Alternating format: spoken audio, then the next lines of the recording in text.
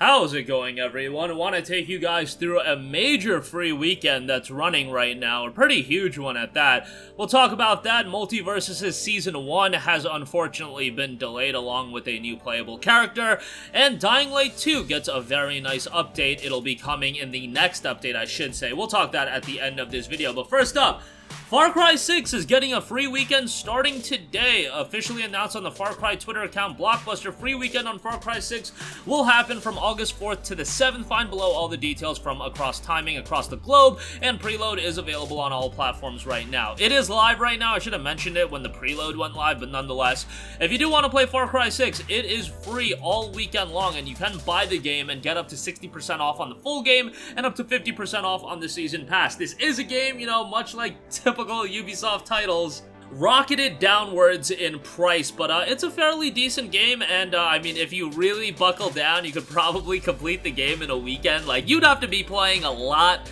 and yeah, I don't know, I guess skip work tomorrow as well if you guys work a 9 to 5 from Monday through Friday, but yeah, maybe I guess you could get home Friday, play all Friday night, Saturday, and Sunday, but honestly, guys, go have a social life as well. But nonetheless, Far Cry 6 being a free weekend, I think is pretty notable.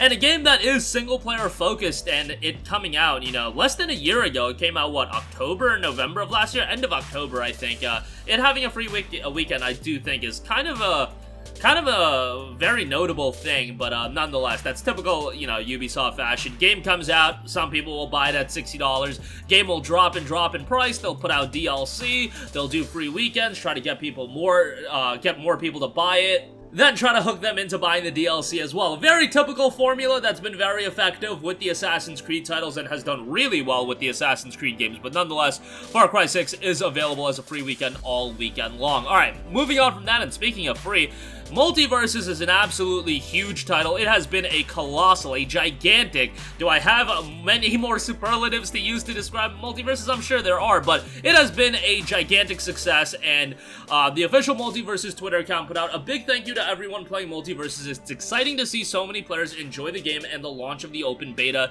is just the beginning. We want to let everyone know that we are delaying the start of Season 1 and the release of Morty to a later date. We know this might be disappointing for some, and want to assure our community that we are dedicated to delivering new and exciting content that delights players. There was also clarification on the first battle pass. That'll be $10 and have 50 tiers. They also continued noting, "We'll let you know the timing as soon as we can. We appreciate your patience and enthusiasm and look forward to unveiling Season 1 very soon."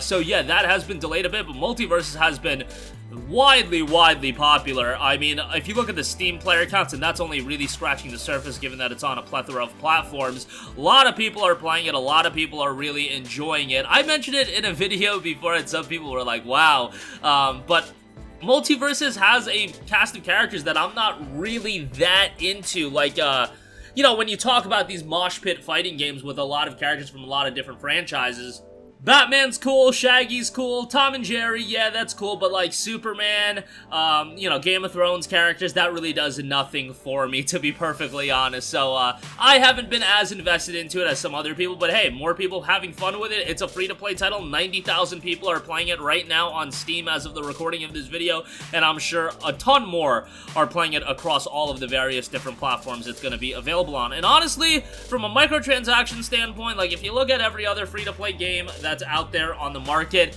it's relatively tame. Like, I know that the game does make it a little difficult to unlock all the characters, but yeah, from somebody that's played a lot of free-to-play titles and seen some microtransactions and been around the block as far as that's concerned, Multiverses seems to have one of the more tame models that I've seen in the past. And I know that I saw a couple of headlines being like, oh, you gotta spend X amount of dollars to get all the content in the game, but a lot of the content's cosmetics and it's nothing that crazy, and a free-to-play game ultimately has to make money, so like, I don't know, maybe it's a controversial take, maybe it's a hot take, but I don't think Multiverses is doing anything that egregious when it comes to its free-to-play model. But hey, maybe I'm out to lunch on that one. You guys be the judge of that. Let me know in the comment section down below. I know a lot of you guys have played your fair share of free-to-play titles, but nonetheless, there you go with that. Season 1 delayed. Morty will be coming at a later date, and who knows, there's a potential to add such a wide array of characters that as the roster expands, there might be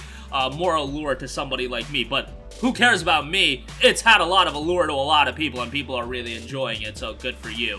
and everybody else playing the game. Alright, moving on from that, one final thing to note, Dying Light 2 PlayStation 5 VRR support is coming in the next update. Now, this is variable refresh rate, which the PlayStation 5 has been supporting more of, and along with the VRR support, a balance mode will be coming in an update as well. Now, the balance mode is a new graphical option that'll target 4K at 60 frames per second. However, it's a dynamic 4K, so whenever performance starts to lag, I imagine the resolution will go down. It's a pretty effective way to do things, and Dying Light 2 is one of those games that, from a technical standpoint, I wouldn't say is absolutely blow away on the console by any stretch of the imagination.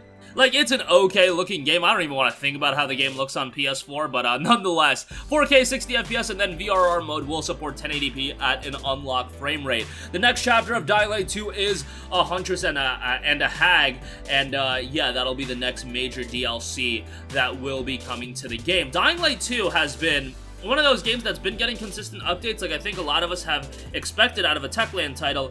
It is a game that's also holding up in price though. It came out in early February and the deepest discount you're seeing is like 33% off on the PlayStation Store. $40 and change for Dying Light 2. Look, you already waited 6 months for it. Is another 3 months to wait until Black Friday and the holiday sales really gonna kill you to play Dying Light 2? I don't think so, so it's a really hard sell for me right now to recommend Dying Light 2. Don't get it twisted, I bought it launch day and I really enjoyed it. I remember there was one day, one weekend where Dying Light 2 came out. I think Dying Light 2 dropped on a Friday, might be wrong about that, but the weekend Dying Light 2 came out, there was like one Saturday where I played the game 9 hours straight, and I rarely do that with video games anymore, where I can have a big block of game time like that in a row. Like, I'll play 3-4 hours these days, and then I'll take a break. But Dying Light 2, just like parkouring around and having a fun time exploring the world, that portion of the game was a lot of fun. Combat isn't the greatest, and honestly felt kind of clunky. And the narrative is incredibly compelling at first, but then I just don't even know, like, where they were going with that. And the ending, there's multiple endings, but, yeah, I wasn't hot on that either. But, nonetheless, there's a lot more to like than dislike with Dying Light 2. It's just, I'm about value, and you guys know me. I'm gonna try to save you guys as much money as possible, and Dying Light 2 is a game that's just gonna get better and better. Hey, if you want to play the really long game, wait until it gets an enhanced edition, a complete edition. You guys saw what happened with Dying Light 1. There's gonna be a lot of potential to pick it up down the line at a cheaper price point with a lot more content, and as a better game as it continues to get updated. But that's gonna do it for me. Again, Far Cry 6 free weekend kicking off today. Go check that out if you're interested. Multiverse Season 1 delayed, and Dying Light 2 PS5 VRR support is coming in the next update. That's gonna do it for me. As always, sound off with all of your thoughts in the comment section down below. Thank you for watching, and goodbye.